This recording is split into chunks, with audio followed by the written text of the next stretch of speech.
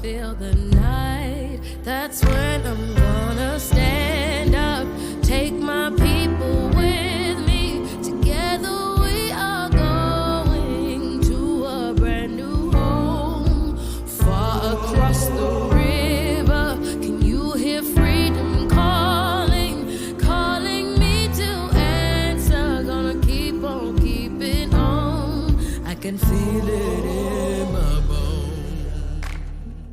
A to the A-C-K-A. To the A-C-K-A. If you know, you know. Right? And if you don't, well. It's unfortunate for you. I know. But hey, y'all. Welcome back to M.A.D. Melanated. Animated. And a whole lot of drama. It's Black History Month. Black History Month. Here's our second video. And today we are talking about slavery and the impact slavery has had on our lives today.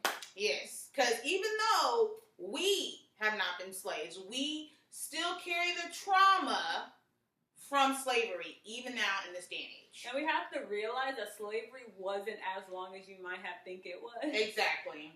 Slavery was not as long ago as you might think it was. People, it wasn't. Harriet Tubman died in 1913. Exactly. Rosa Parks was born in 1913. Rosa Parks died in 2005.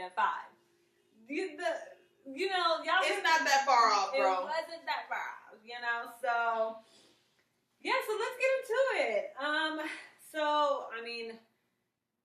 We as Black people, we feel like we know.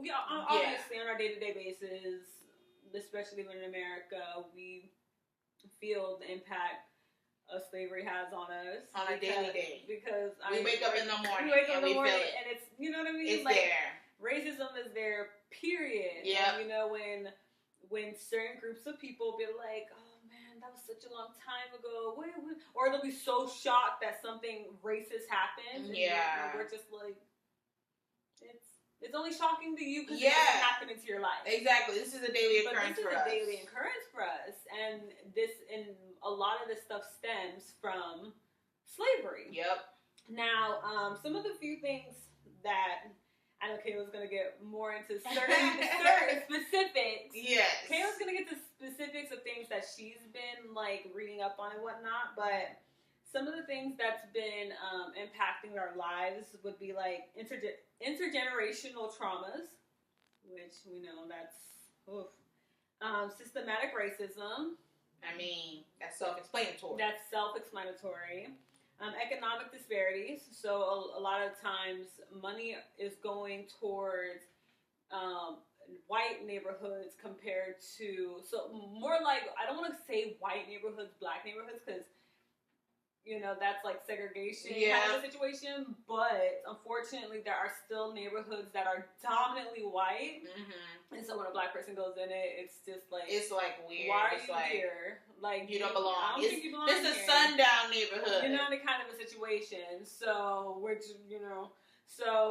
So a lot of money goes into the white neighborhoods compared to the Black neighborhoods. So streets look better elsewhere than it does here. You know what I mean? Mm-hmm. Cultural impact. So that would be because we were forced out of our identities because of slavery when we were taken from our motherland and stripped of our identities, our tribes, our language, our history, pretty much. What literally made us people. What literally made us who we were. Mm-hmm. Because obviously after generations of Black people being born into slavery, we completely don't even know where we come from, what tribes we come from, right. And so that's when we created Black. Mm-hmm. Blackness, Black history, Yep. Being Black is a culture, for us because we had to create it. Yeah. And then there's also the global reach because slavery wasn't just in America, it was taken. Global. It was a global place, except for was it Russia? I think I talked about yeah, it before. It was Russia. Apparently, homeboy, the king The back czar, then, yeah. he was like, you bring slavery up in here. First of all, they gonna be free, and you gonna get dead. So it's it. That's it. But yeah, slavery has impacted pretty much everything. So it's also, as far as a generational impact that it's had, is the higher rate of poverty and unemployment within Black people. Because there's that discrimination, not wanting to hire us the moment they see our names or a Black name, Then there's discrimination practices in housing and education. Of course, they're more likely to house a single white woman instead of a single Black man. And then our education system, obviously, the inner city schools, compared to, then there's the mass incarceration, which is a modern day slavery. Literally, y'all. So, literally. That, and then there's our health disparities, which, unfortunately, Black people have like the highest, I'm about to say this wrong, but we have the most health issues, with breast cancer is dominantly in Black women. We have high cholesterol. That's because of our food. But the way we make food is because of slavery. Like everything dates back to that. And we will definitely go in more detail on all these topics because they are prevalent in our community. Yeah, definitely. But I want to talk a little bit more about the trauma aspect of slavery because, very psychological, Very psychological. So I've been reading up on it, and there's actually a term for it. It's called post-traumatic slave syndrome. This was a phrase coined by Dr. Joy DeGray, and it's actually a book. I highly recommend you guys to go educate yourselves on it. But basically, it looks at the multi-generational trauma that slavery has on Black Americans. And when we talk about this trauma, it's literally the trauma of being captured, shipped, sold, beaten, raped, and experimented on for 30 years with no help. Then we're free. More trauma, and then no help. So it's kind of like, y'all really have to take a look at it and be like, for our other people that are not Black or not in our community, and y'all sit there and say, well, slavery's such a long time ago, but it hasn't prevalently affected us. Like, we don't have the physical scars and stuff, yes. But the mental traumas and learned or adapted behaviors that were instilled in those slaves during that time in order to survive are still prevalent in this day and age. And that's something. It's like generational. It was unfortunately taught, Exactly. So for one, is white people sometimes will be like, oh, well, Black people are racist towards us. No. A group of oppressed people cannot be racist to the oppressors. I'm going to say it again for those who are not listening. Oppressed people cannot be racist to their oppressors. Okay. The reason why I'm saying that is because we have no power in that situation. Okay? We're still continuously being oppressed. For us to be racist, we would have to have some power over that community. We would have to have leverage to have power. And we don't. So what you think is racism is wariness of white people, which Black people have a valid reason to be. All the rights to. We have all the reasons to be as wary of white people because of the continuous violence and the unwillingness to admit to that violence or shove it under the rug like it didn't occur. Yeah, definitely. I would understand if white people as a community would come and be like, yes, we know as an American society, we did this on Black people, we've done this. We take it. We are so sorry. You know, like how they treated the Holocaust. Yeah.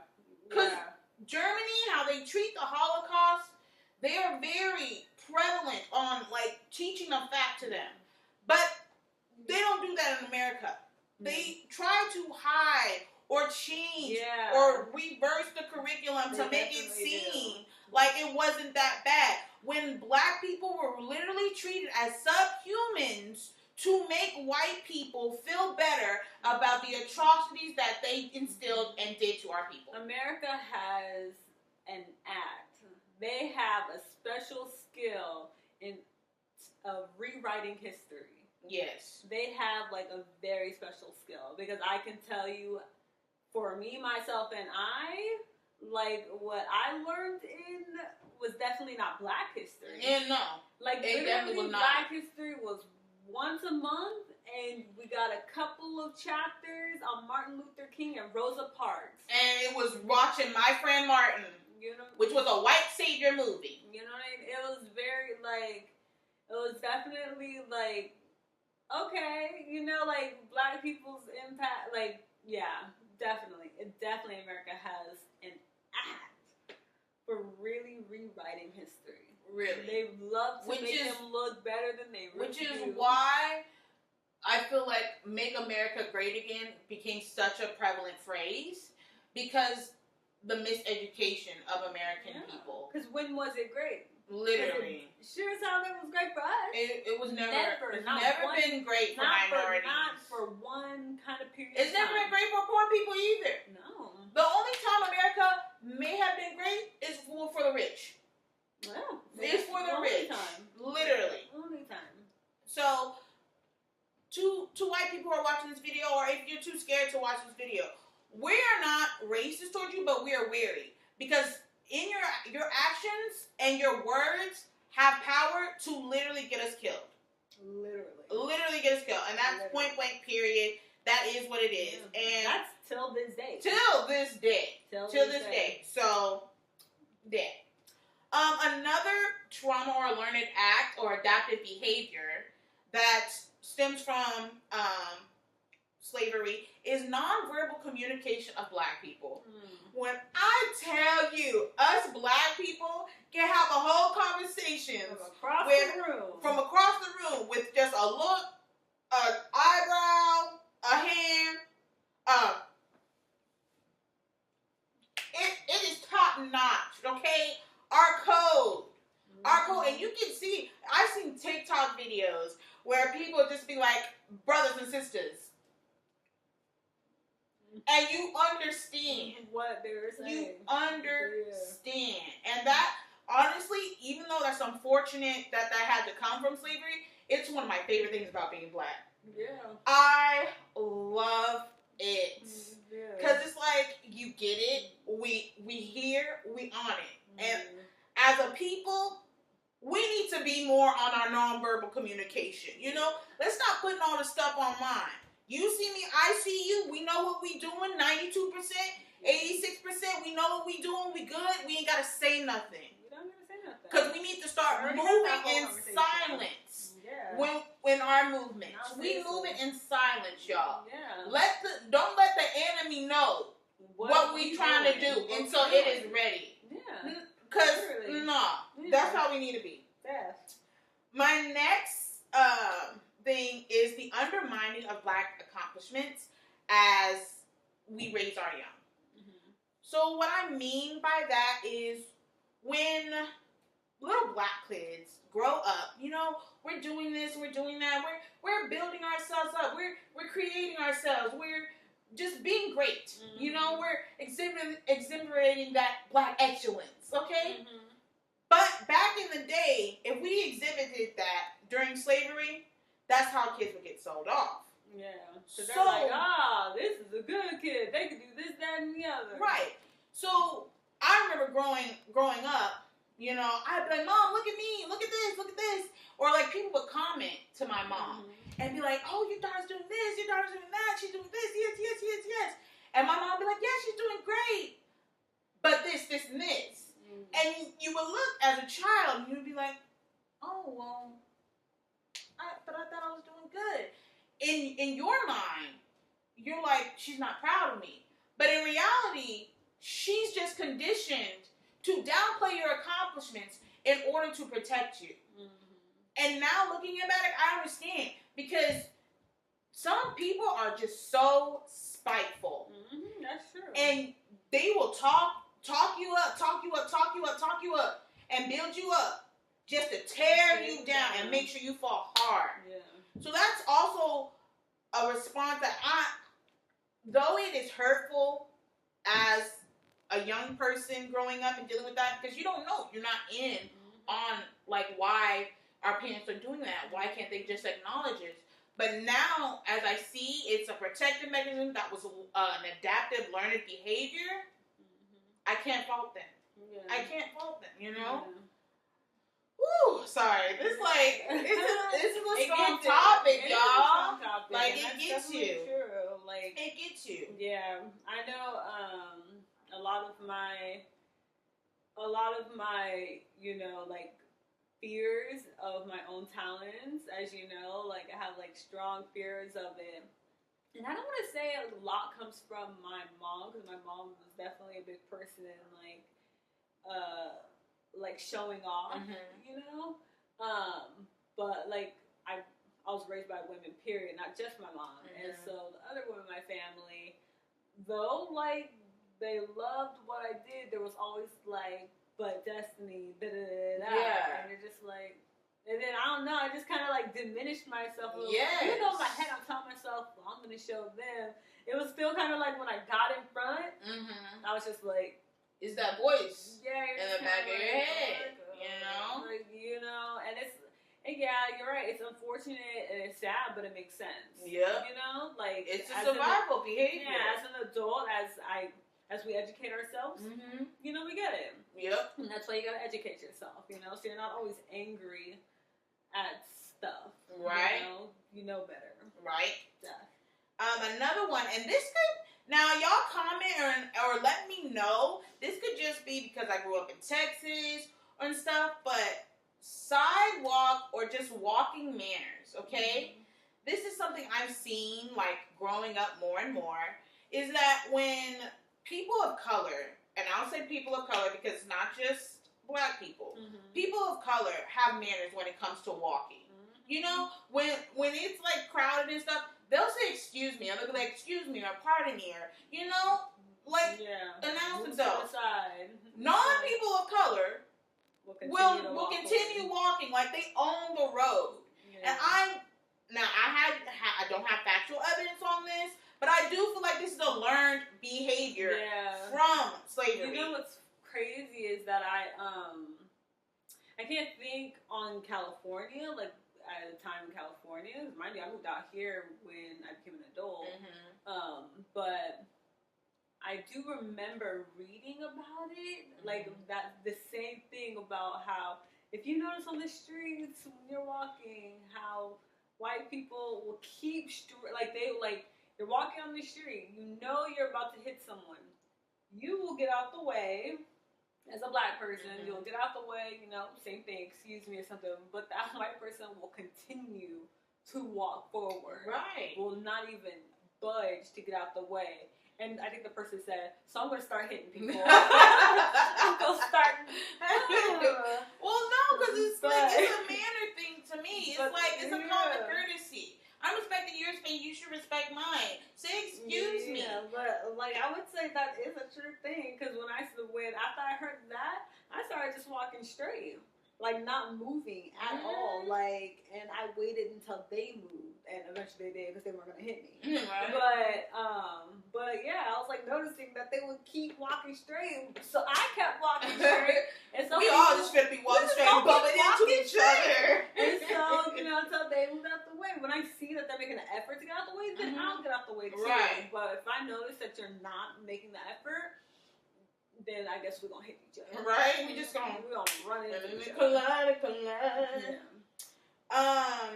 The last one is actually not really. It's like a term. So have you heard the term barrel full of laughs? No. You never heard that term? Or laugh of barrels? I don't think so. So I guess this is a term I that. heard another kind of barrel term, but not that. What barrel term have you heard? Barrel of monkeys. Oh my gosh. Yeah, that's what I heard. No. But okay, go ahead. So barrel full of laughs. Basically, it's like a phrase that you use like for like comedians and stuff, but it actually stems from the laughing barrel, which is what because laughter wasn't allowed on some plantations. I'm sure. So what African Americans would do is they would laugh in a barrel and hide it, like as an act of defiance, which I thought was very interesting. I was like they will like go into a barrel and laugh out loud. Yes, as a way of showing defiance, because you're not going to take black joy. Yeah. And I love that. I was like, okay. I thought that was really cool. Though it's not like a trauma thing, it is a phrase that is used still in this day and age. So, but those are just some small, like, I wouldn't say small, but those are just some traumas that have morphed into our day-to-day lives. Once again, I highly recommend Post-Traumatic Slave Syndrome by Dr. Joy DeGray. It goes more into detail on like how to un-traumatize yourself and how to heal and ways you can do that. I will be putting a link to her book on Amazon. It's like $30. It's really good. If you don't want to buy the book, it's probably at a public library, unless they're burning books now like that. But yeah, that's what I want. That's all I have to say about the trauma of slavery. We will be going in more topics because it breaks off into different sections because it was 300 years of trauma. Definitely, and it really does. Like it really does break off. Like it impacts us to this day. Like everything that we do and who we are is because of slavery. Mm-hmm. Black history is slavery. Yeah. So it definitely has a whole impact. You know what I just thought about though? That I would like to add, because thinking about the global, the global impact it has. I gotta see which one we're talking about, but I would like to talk about the global, like other races, like the impact of blackness, of black history has on them as well, like why they can do what they can do because of us. Because without the civil rights movement, like a lot of other Asian, movements. a lot of like the our Asian brothers and sisters wouldn't be having what they have now. Right. You know what I mean? So it's just like there's a lot into that. So so I love that. This was a good. I like that. Yeah. I really like what you were talking about and what you read on. That's really cool. It's actually like when you read and it goes into detail, it's really heartbreaking. And I don't mean to scare people, but it kind of makes you like just have to distance myself a little bit from the white people I have in my life. Because like I know y'all didn't do these things and y'all may not think this way, but just like this trauma is placed on us by multi-generational, like, so is the legacy. Yeah. Like, if we go back to our family tree, then maybe this is why Ancestry and 23andMe didn't take off, because people don't want to know their history. Yeah. They don't want to know who in their family was a slave owner and stuff like that. Maybe that's why it didn't take off. Because think about it. Y'all grandmamas and grandpapas were over here segregating them. Exactly. And then their parents were owning them. Like, but it's still Black History Month. So, it being Black History Month, we're going to talk about our Black-owned businesses. It's going to be Valentine's Day, so the brand or Black-owned business I would like to spotlight is Oma the Label. This is a jewelry brand. They have earrings, necklaces, bracelets. I think their stuff is very cute. I'm a gold and silver girly, so check them out, guys. I think you'll really like their products. They're very affordable, And yeah, Oma the label, love you. And for me, look, she's a lot better than I. But for me, go get for my melanated people. They lied to us when they said that we don't have to wear sunscreen. That's a lie. We do get sunburned. Oh yeah, we get sunburned. I learned that from Puerto Rico, y'all. Yeah, we get sunburned. You know, like obviously it's more prevalent for them to get skin cancer from the sun's radiation, but it could happen to us too. So please wear some sunscreen. And a great company, black owned, is Black Girl Sunscreen. So go get some Black Girl Sunscreen. Get that bad boy on you. You can pretty much buy it everywhere. Go to your local Costco. You know what I mean? Ulta, Amazon. Black Nile. Black Nile. Not the Amazon. Exactly. And I ain't gonna say Target even though it's in Target. But yeah. Are we sure it's in Target anymore? Because you know they roll back the that part. That's true. That part. But yeah, Black Girl Sunscreen. Go put it on, babes. You know, look, we in winter right now, but the summer is coming. Yes, it is. Come through. But you know what's in between summer? That's spring month. And you know what's in spring? My birthday. So keep a lookout for that, y'all. Keep a lookout for that month. Yes. Before we get on to our quotes, I do have, so it's not necessarily a prompt, but a question for you. I don't answer questions. You're going to have to talk to my publicist. Because she's somebody. I am somebody. That's okay. I'm like excellent. My question is, with the mind that you have, like your, with everything that you know, right? Mm-hmm. With your brain, the brain that you got, and you were put back into like, let's say you were transported into the times of slavery. Like, this isn't like near the end where we're starting to get fighting better. This is like in the middle when it's looking depressing. It's looking bad, you know, but you got, you know, but you have all the knowledge you have right now in 2025. What would you think you would be doing? I'm blowing people up. Well, mind you, you don't have the equipment. You just have the mindset. So you know how to make some bombs? Look, do you know how to MacGyver it? I've been watching Dr. Stone. If y'all don't know, it's an anime. I've learned so much from it. He literally, it's like he's from the Stone Age.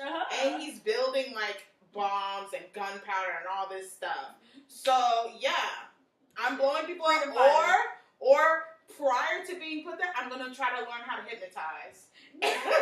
You don't know that you can be put there. It's gonna be like out of nowhere. Well then, yeah. You and I imagine. Here's our prompt. Imagine you and I. We're sitting on this couch. We chit chat. We goo goo gaga. Kiki kaka. I was like, oh, is she talking about goo goo? Oh la la. Ooh la la. It was gaga. Gaga. Ooh la la. But imagine we just kiki, and then out of nowhere we're like, it's like Demon Slayer when it was like, oh yeah. So imagine just like, and I don't know, we in the woods, we hearing people screaming and running and dogs and what the hell? Would you turn into me and go? What you saying? You better put mud on your body and we hide. And then after that, we're going to figure out where the fuck we are. Because we need to know if we in the deep south, if we on the border of the north, if we like... We're clearly in Texas. You didn't say that. But we don't have to be dumb right here. We don't have to be right here. Well, we right here. And look. Texas ain't the place to be. And it was the last state to let their slaves But know. also, I'm going to be like, where the Indians at? Where are the Native Americans, bro? Run to the Native Americans. No, for real. We about to freak these. We're going to be like, look, we know how to make gunpowder, y'all. Look. We one up there. We know how to make bombs. We know how to make, we know where to find the minerals. We know how to make alcohol. We ready. You know what? They ain't finna take no land. They're gonna be like, you talk like you speak, like you read books. I've read many. I'm educated.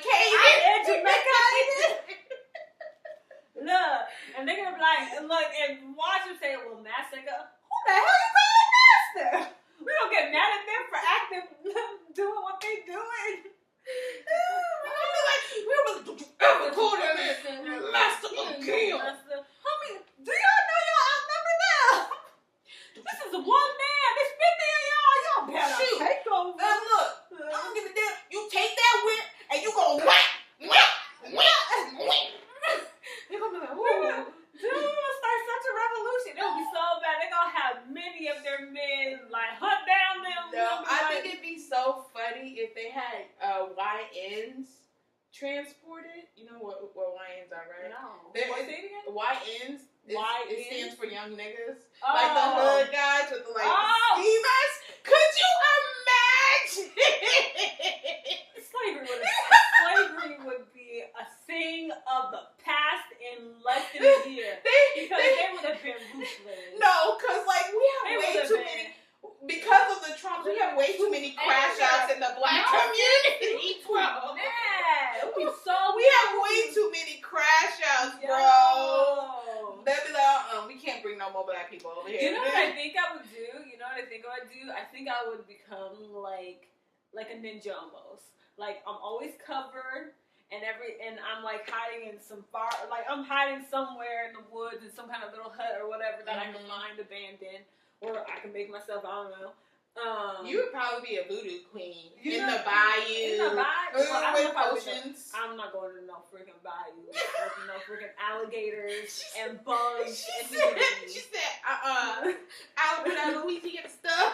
I'll be the California bayous or something. I don't know, but I think I'll like hide out, and then at night that's when I go out like covered so they can't see my face. They don't know black, white, or whatever. And every time I see, and I go to each slave master's house. You would literally And go sledging. And I will mark that like Zorro did. Literally, That, you would be that. like scream to them. You know what I mean? You would be scream to them.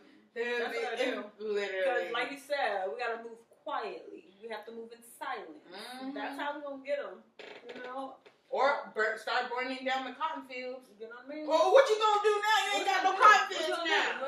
What you gonna do? You ain't got no nothing now. Exactly. We burned all the fields. Y'all ain't got no economy. You done brought all these slaves over here. Now you just looking there, I'm looking like who did what for. gonna steal so that way I can get that money up. Mhm. Buy back slaves, But I'm telling you, I'm walking in silence. No, for real. Good. For real. Okay, so my quote is from Harriet Tubman. Okay, cool. Okay.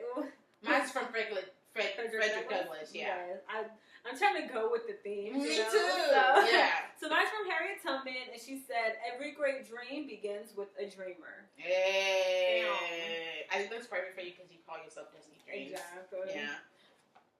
So my quote from Frederick is, "If there's no struggle, there's no progress." That's the truth. And y'all know we struggling right now. Got that right. So it's time for us to, for the progress. but we're supposed to, our silent progress. That's You right. know We're what? moving We silence. move in silence. Silence. Revolt in silence, and watch it be a resolution at the end. No, for real. They're gonna be like, wait, the 92% has been quiet for 4 years. How so many of them got all this money? How are they making plans to move to Ghana?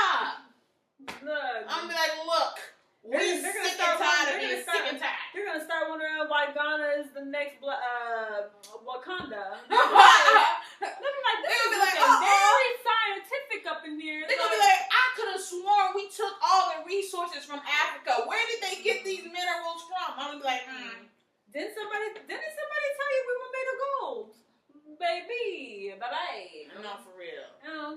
But that's our episode. Yes, we'll be tackling, I don't know what we'll be tackling next week. We'll figure it out. But it'll definitely be another great black topic. Yeah, so But stay black.